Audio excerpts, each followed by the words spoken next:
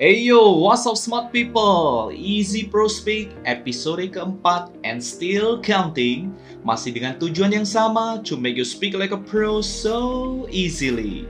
Salam sehat dari saya Teruo Tanto untuk Anda dan keluarga yang luar biasa sehat, damai, harmonis, dan juga sejahtera. Khusus bagi Anda penggemar channel ini, saya ucapkan banyak terima kasih atas support yang diberikan. Support Anda itu much more berkhasiat dari vitamin apapun loh. Dan for those yang masih belum catch up dengan program ini, silakan di subscribe, like, comment, and share this channel Easy Pro Speak bersama dengan saya Teruo Tanto, a professional MC and your speaking tutor. Mari sama-sama kita speak like a pro so easily, sodap mantap. Nah, di episode yang lalu, kita telah membahas 3 hal standar yang harus sangat amat teramat kita hindari, khususnya di bagian opening speech. Saya yakin dan percaya bahwa smart people telah banyak berkembang dan semakin dekat menuju impian Anda untuk menjadi seorang speaker yang pro. Congratulations! Dan di episode keempat ini, kita akan mengulas 4 jenis performa speech yang umumnya akan kita hadapi sebagai seorang speaker. Mengapa demikian? If you are a speaker, you need to be ready anytime, anywhere, no doubt. Bisa-bisa saja Anda ditunjuk untuk menyampaikan kata sambutan saat menghadiri suatu undangan. Bisa-bisa saja Anda langsung ditunjuk untuk menyampaikan presentasi singkat tentang materi apa yang ingin Anda sharingkan di suatu perusahaan. Well, be ready anytime, anywhere, no doubt. Alright smart people, untuk menyimpulkan situasi anytime and anywhere, saya akan langsung ajak semuanya untuk ikuti jenis performa speech sesuai dengan topik kita di episode keempat ini, sodap mantap. Smart people, untuk jenis yang pertama, performa impromptu. Yang kedua, performa manuskrip. Yang ketiga, performa memoriter, dan yang keempat, performa explorer. Wow, kali ini kita belajar hal yang baru lagi ya. Ayo mari kita kupas satu persatu.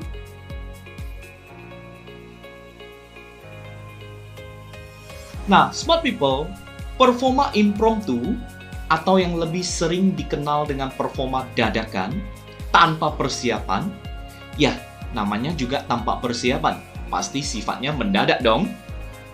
Khusus untuk performa jenis ini, secara umum banyak ditakuti oleh orang-orang dan cenderung ingin dihindari kebanyakan orang.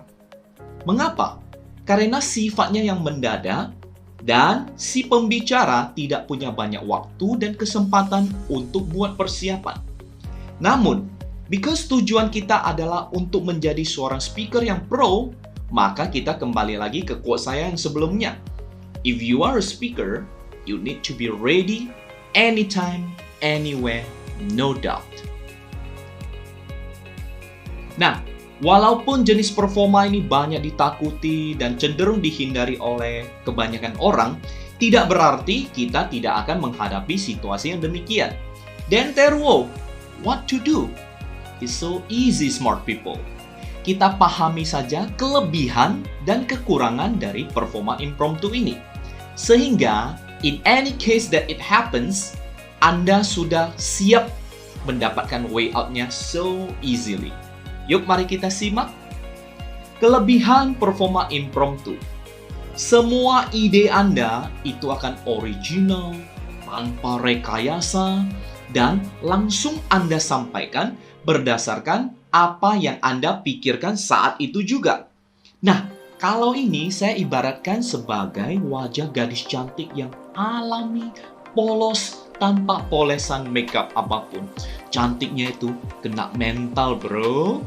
Wow, amazing. Nah, walaupun demikian smart people, bukan berarti performa ini tidak ada kekurangannya loh. Kita juga mesti alert terhadap kekurangan-kekurangan yang dapat menyebabkan performa kita terlihat kurang pro. Mari kita simak kekurangannya, yaitu timing and delivery. Ini memungkinkan informasi yang akan kita sampaikan itu sendat-sendat. Kenapa? Karena pada saat Anda berbicara itu, pada saat yang bersamaan itu Anda mikir keras. You think what you're going to speak next. Itu dia salah satu kekurangannya. Yang kedua, sistematika. Urutannya itu tidak akan rapi, tidak akan tersusun dengan baik. Kenapa? It is just what you think. Ya, sistematis dari speech Anda itu tersampaikan secara langsung, sehingga it's quite impossible for us untuk mengurutkannya satu persatu. Nah, kalau ini sudah terjadi, hati-hati. Ini bisa menyebabkan demam panggung loh. So, hati-hati ya smart people.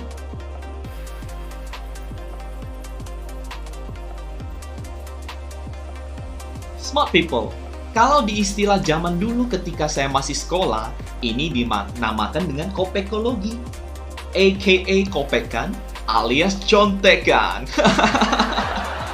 Nah, performa ini sebagian besar orang akan menganggapnya tabu. Karena menurut mereka, ini adalah cara gampangan untuk berbicara. Well, ini tidak berlaku bagi saya. Tak ada salahnya kita buat skrip. Tak ada salahnya kita melihat teks atau naskah. Yang salah itu pikiran kita. Nah, karena performa ini juga sering dan umum digunakan oleh para pembicara, mari kita simak yuk apa-apa saja yang menjadi kelebihan dan kekurangannya.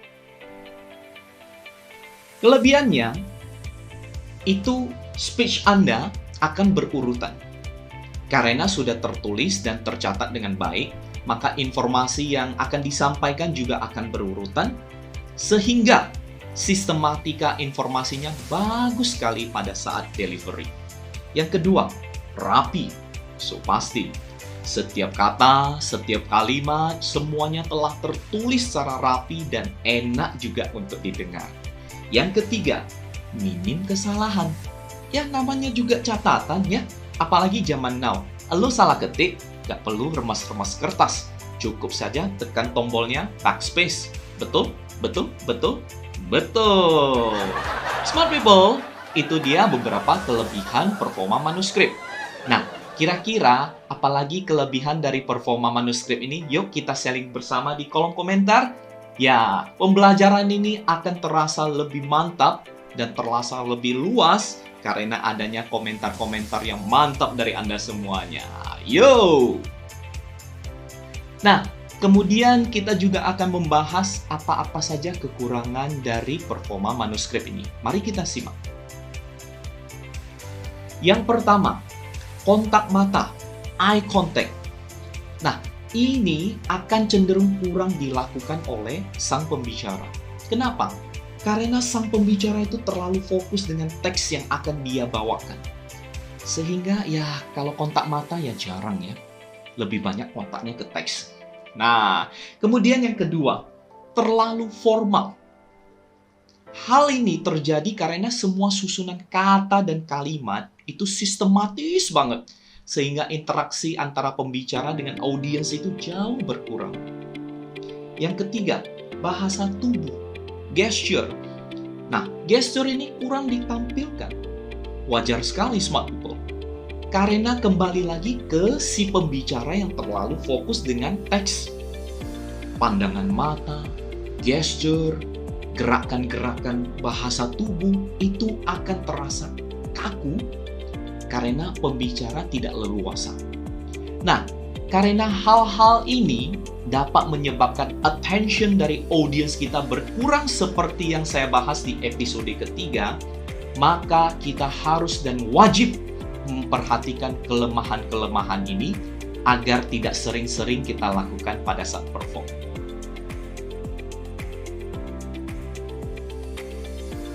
Nah, kali ini bagi mereka-mereka yang prosesornya luar biasa bagus and ngebut, apalagi didukung dengan RAM and SSD yang super kenceng.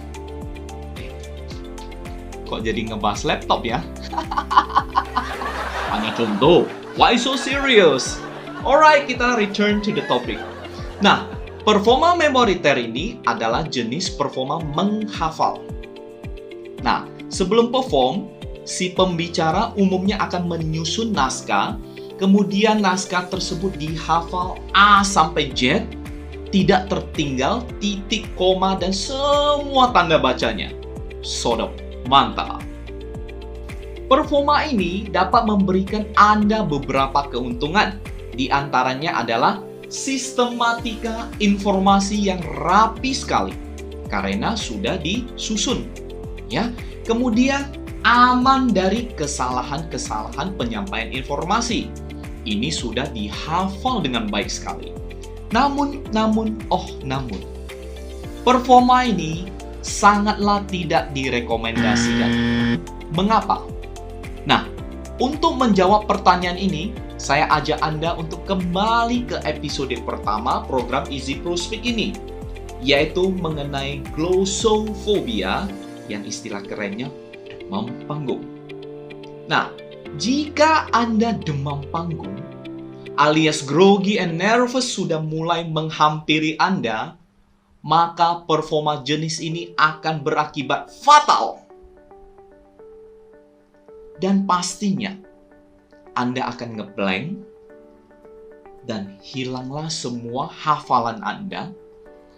Tensi Anda turun, pandangan mata mulai memudar, lutut terasa lemas, dan tangan basah akan keringat, serta